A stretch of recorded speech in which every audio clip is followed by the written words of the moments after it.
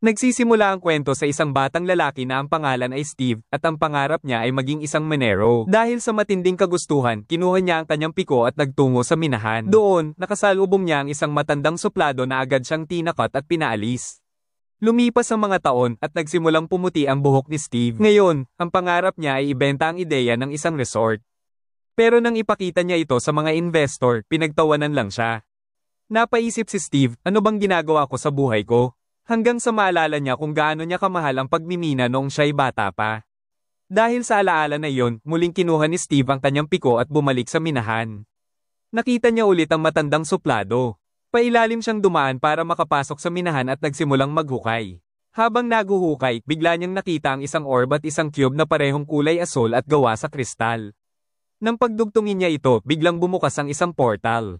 Pagpasok niya rito, nakita niya ang mundo sa labas ng Minecraft at napasigaw, wow, napakagandang mundo. Dito niya napagtanto na kaya niyang lumikha ng kahit ano gamit ang kanyang imahinasyon.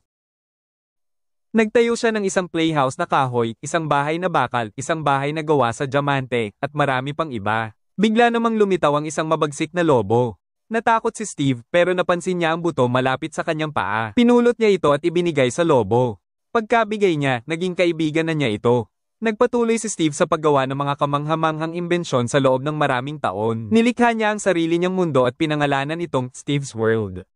Sobrang saya niya, kaya naisip niyang bumalik na sa tunay niyang tahanan. Habang nag-e-explore, nakita niya ang isang portal pero hindi ito ang portal na inaasahan niya. Ito pala ay portal papuntang Netherworld. Na-curious si Steve at naisip niyang baka pwede siyang makabalik sa tunay na mundo gamit ito. Pagpasok niya, bumungad sa kanya ang mga piglin na mukhang mapanganib at may mga mata na puno ng takot.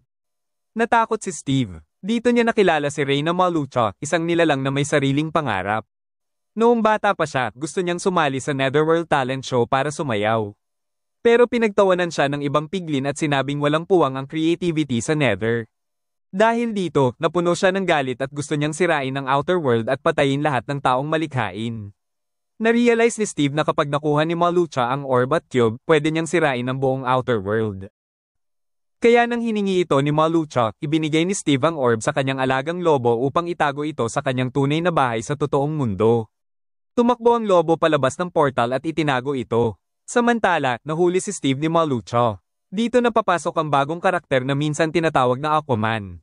Ang pangalan niya ay Gareth, pero kilala rin siya bilang Garbage Man dahil bumibili at nagbebenta siya ng mga lumang gamit. May-ari rin siya ng isang arcade kung saan siya palaging naglalaro ng video games. Ngunit biglang nagkaproblema si Gareth. May dumating na babae at binigyan siya ng notice mawawala ang kanyang shop kung hindi siya makakabayad ng upa. Tapos, tinawagan siya ng kaibigan niya. Sabi ng kaibigan, may tinda siyang lumang gamit at baka may kasamang game consoles. Bumili si Gareth sa halagang $900 sa pag-asang may laman na valuable. Pero pag-uwi niya, puro basura lang ang laman at doon nahulog ang orb at cube. Galit na galit siya sa kaibigan niya. Habang pauwi gamit ang kotse, bigla itong nasira. Dito na ipinakilala ang dalawa pang karakter, isang batang lalaki na si Henry at ang kapatid niyang si Natalia. Pumanaw na ang kanilang ina at gusto nilang magsimula ng bagong buhay sa ibang lungsod. Nang dumating sila, nakilala nila si Don, isang real estate agent, at ipinakita sa kanila ang lumang bahay ni Steve. Pagkatapos, pumasok na si Henry sa paaralan. Sa daan, nadaanan niya ang arcade shop ni Gareth na tinatawag ding Aquaman. Dahil mahilig si Henry sa games, pumasok siya at kinausap si Gareth. Dito nagsimula ang pagkakaibigan nila. Tapos, umalis si Henry papuntang paaralan. Pagdating niya sa eskwelahan, nakilala niya ang bagong karakter na si Emlyn, ang principal ni Henry. Ipinaliwanag ni Emlyn ang mga patakaran at pinakalma si Henry, sabay sabing ayos lang at pwede na siyang pumasok sa klase. Sa klase ng sining, pinagawa ng guro ang mga estudyante ng drawing ng saging at orange. Pero ang ginawa ni Henry ay kakaiba, kinabitan niya ng rocket ang saging. Nang makita ito ng art teacher, napasigaw siya, anong ginawa mo, at nagtawanan ng buong klase. May mga kaklase pang nang asar sa kanya, scientist ka ba? Ang sagot ni Henry, oo, scientist ako. At bigla siyang gumawa ng maliit na rocket para ipakita sa buong klase. Pagdating nila sa playground para subukan ito, may mga pilyong bata na palihim na pumutol ng wire ng rocket. Pag-launch ni Henry, lumipad ang rocket pataas at tumama sa bubong ng isang opisina, at iyon pala ay opisina ng kanyang ate na si Natalia. Kaya nagalit ang principal at pinatawag ang kanyang guardian. Kabado si Henry kasi alam niyang magagalit si Natalia. Kaya ang ginawa niya, ang tinawag niya ay si Gareth, si Aquaman. Tinext niya si Gareth at sinabing, may $26 ako. Kung gusto mo yun, magpanggap kang guardian ko. Sagot ni Gareth, okay, $26?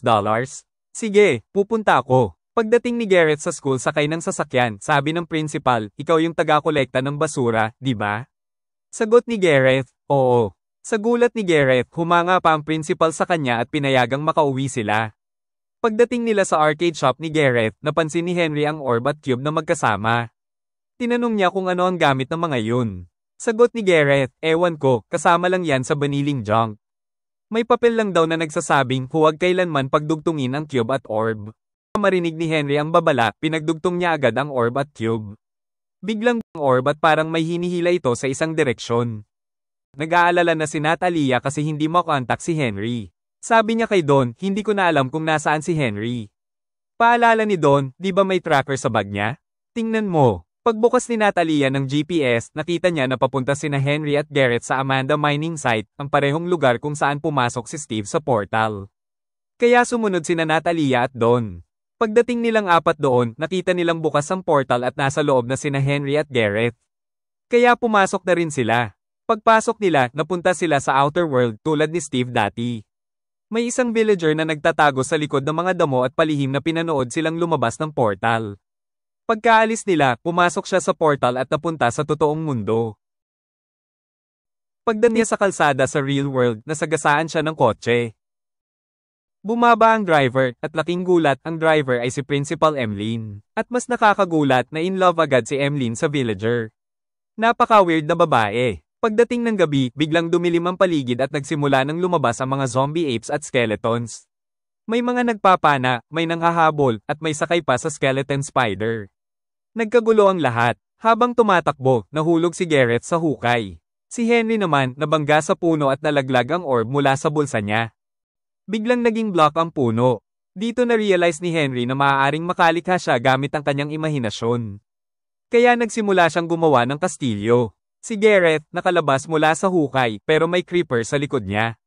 Nagulat siya at nasabi lang, hi, bago sumabog ang creeper. Tumakbo siya, at habang tumatakbo, nakita niya ang orb sa lupa. Nang pupulutin niya ito, tinamaan ito ng pana ng skeleton at nasira ang orb. Pinulot ni Gareth ang nasirang orb at tumakbo papasok sa kastilyo ni Henry. Sinundan din siya ng mga zombie.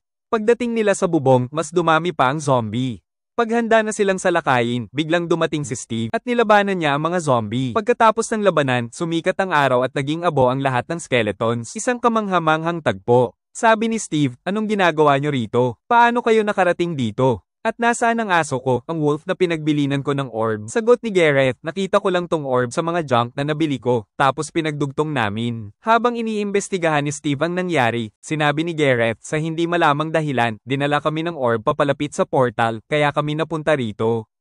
Sumabat si Don, kung dito tayo dumaan, baka pwede rin tayong makabalik sa parehong paraan. Pero sabi ni Henry, sirang-sira na ang kristal na to. Ipinaliwanag ni Steve, ngayon, iisa na lang ang paraan para makakuha ulit niyan, sa loob ng Woodland Mansion. Pero ang pagpunta doon ay parang naghahanap ka na ng kamatayan. Hanggat wala tayong bagong kristal, hindi tayo makakabalik sa totoong mundo. Sabi naman ng iba, edi huwag na tayong maghintay. Tara na. Pagdating nila sa baryo ni Steve, nakita nilang marami na siyang nagawa at imbensyon. Ipinakita ni Steve ang kanyang love chicken at nagpakanta pa siya. Samantala, sa Netherworld, galit na galit si Malucho. Binigyan niya ng potion ng isang piglin at inutusan itong kunin ang orb at ang kristal, gamitin ng kahit anong paraan.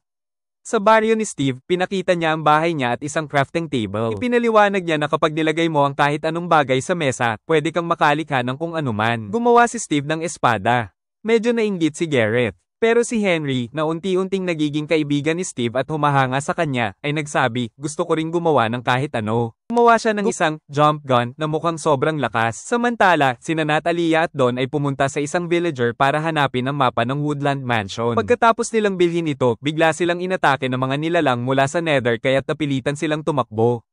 Habang tumatakbo, napadpad ang grupo malapit sa Woodland Mansion.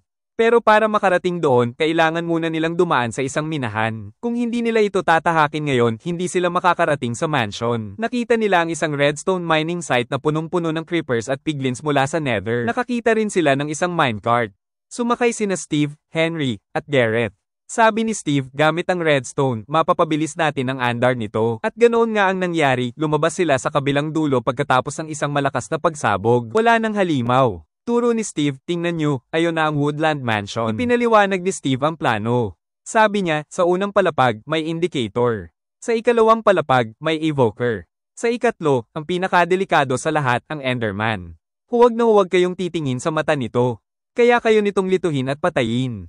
Pagkatapos ng diskusyon, tumuloy na ang tatlo papuntang mansion. Samantala, naligaw sina Natalia at Don. Bigla nilang nakita ang aso ni Steve, ang lobo. Sabi ni Don, "Oy, di ba ito yung hinahanap ni Steve?" May nakita siyang buto at ibinigay ito sa lobo. Aba, naging alaga nila ito. Sabi ni Natalia sa lobo, "Dalhin mo kami kay Steve." At agad silang pinangunahan ng lobo. Sa mansion naman, pumasok na sina Steve, Henry, at Aquaman. Pagkapasok pa lang, nagduet agad sina Steve at Aquaman ng isang kanta na tila nakakaabala sa mga halimaw. Umakyat si Henry sa ikalawang palapag. Doon, nakita siya agad ng evoker at nagsimulang sumigaw. Sa ibaba, sumisigaw-sigaw din sina Steve at Gareth habang kumakanta. Pasok si Henry sa ikatlong palapag. Nakakita siya ng maraming chests, puno ng espada, armor, diamante, at kung ano-ano pa. Pero ang hinahanap niya ay nasa ilalim ng isang bintana. Binuksan niya ang chest at nandoon ang earth crystal.